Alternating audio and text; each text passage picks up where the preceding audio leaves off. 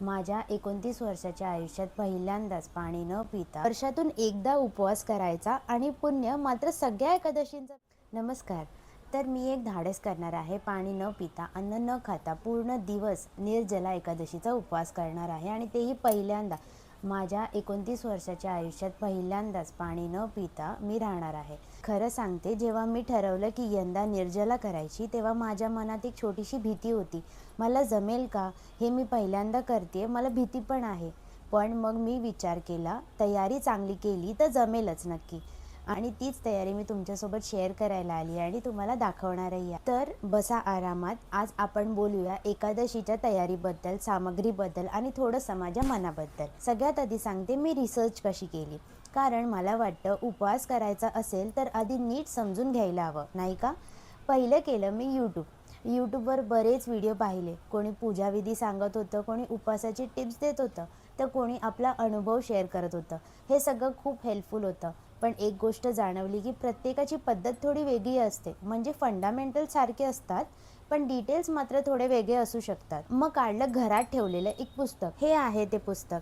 हे पुस्तक मला विठ्ठल रुक्मिणी मंदिरात मिळालेलं होतं. जेव्हा मी दर गुरुवारी तिथे संध्या आरतीला जायचे, मला एका काकांनी खूप प्रेमाने हे पुस्तक दिलं होतं.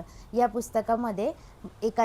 पुस्तकामध्ये एकादशीची माहिती, कथा दिली आहे. असं म्हणतात की वर्षभर 24 एकादशींचे पुण्य एकट्या निर्जला एकादशीने मिळते. भीमाने ही एकादशी केली म्हणून ह्याला भीमसेनी एकादशी सुद्धा म्हणतात. हे वाचल्यावर मला एकदम मस्त वाटलं. म्हणजे किती भारी गोष्ट आहे ना. वर्षातून एकदा उपवास करायचा आणि पुण्य मात्र सगळ्या एकादशींचं मिळवायचं. म्हटलं भीम करू शकतो तर मी का नाही करू शकत? म्हणून ठरवलं यंदा निर्जला एकादशी करायचीच. मग आईला पण विचारलं, कारण आई सगळे एकादशीचे उपवास करते. आईने सांगितलं, दशमीपासूनच काही गोष्टी लक्षात ठेवायच्या असतात. रात्री जेवण लवकर करायचं, कांदा लसूण टाळायचा, तुळस एकादशीला तोडायची नाही. या अशा छोट्या छोट्या गोष्टी खूप इम्पॉर्टंट असतात. तुम्हालाही सांगते, जर पहिल्यांदा करत असाल तर घरच्या कुणाला तरी विचारा.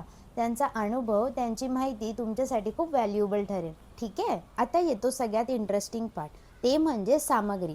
चला मी एक एक दाखवते मी काय काय आणले ते. सर्वात पहिली घेतली फुले.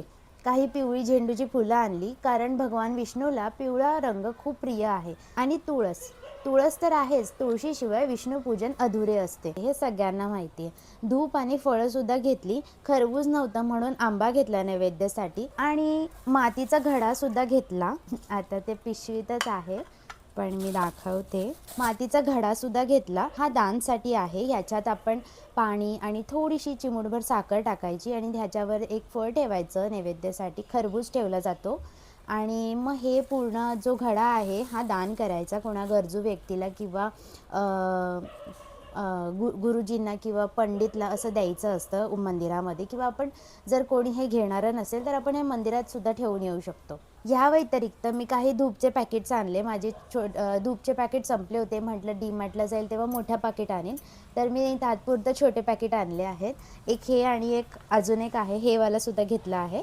तर हे निर्मल कंपनीचं आहे ना, हे शुभकार्ट कंपनीचं आहे आणि मला हे खूप आवडतं. चंदन सुगंधवाला आहे आणि हे पण चंदन सुगंधवालाच आहे. सायकल अगरबत्तीचं आहे. मातीचा घडा, यात पाणी भरून दान करायचं असतं. ह्यावर मी एक वेगळा डिटेल व्हिडिओ करणार आहे. घडा दान कसं करायचं, त्याचं महत्त्व काय आहे, हे सगळं मी एक्सप्लेन करणार आहे त्या व्हिडिओमध्ये. तर तो व्हिडिओसुद्धा नक्की बघा. ठीक आहे. हे बघा. आता सांगते एक गोष्ट जी मला पर्सनली खूप एक्साईट करते, ती म्हणजे माझी साडी. मी एकादशीला पिवळी साडी नेसणार आहे. माझ्या मनात नेहमी असतं, पूजेला किंवा देवळात जायचं असेल तर नेहमी पिवळं किंवा लाल रंगाचे कपडे घालायचे. कारण हे कलर्स मला खूप डिवाईन वाटतात आणि पॉझिटिव्ह एनर्जी असते यांच्यात. आणि विष्णुपूजेसाठी पिवळा रंग स्पेसिफिकली खूप शुभ मानला जातो. तर यंदा पिवळीच साडी नेसूया म्हटलं. आणि मानसिक तयारी पण करतीये, ही पण महत्त्वाची असते ना. मन जर शांत असेल, फोकस्ड असेल तर शरीर फॉलो करतं. म्हणून मी ठरवलं आहे की त्या दिवशी जास्त बोलायचं नाही, सोशल मीडिया वापरायचं नाही, मन देवाकडे लावायचं, भजन ऐकायचं, नामस्मरण करायचं. हे फिजिकली कठीण असलं तरी पण मी मेंटली रेडी आहे. एकादशीच्या आदल्या दिवशी म्हणजेच दशमीला कोणत्या गोष्टी करायच्या असतात ते पण आपण बघून घेऊया. दशमी एक दिवस आधी रात्री जेवण थोडं लवकर करायचं. जड जेवायचं नाही, हलकं सात्विक जेवण जेवायचं. खूप पाणी प्यायचं, कारण बॉडी हायड्रेट ठेवणं खूप इम्पॉर्टंट आहे. शक्य असेल तर दशमीपासूनच कांदा लसूण टाळावा. रात्री जास्त जागरण नाही करायचं. चांगली झोप घ्यायची, जेणेकरून ब्रह्ममुहूर्तावर उठायला सोपं होतं. एकादशीला तुळशीचे पान तोडायचे नाहीत, त्यामुळे आदल्या दिवशीच आवश्यक असेल इतकी तुळस घेऊन ठेवायची. या छोट्या छोट्या गोष्टी पाळल्या की उपवासाची तयारी एकदम स्मूथ होते. आणि मला वाटतं हे खरं सुद्धा आहे. तर मंडळी, ही झाली माझी तयारी.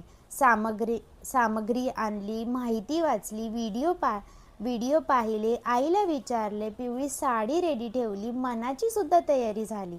आता फक्त एकादशीची वाट पाहायची. पुढच्या व्हिडिओमध्ये मी दाखवणार आहे सरळ सोपी निर्जला एकादशीची पूजा मी कशी करणार आहे.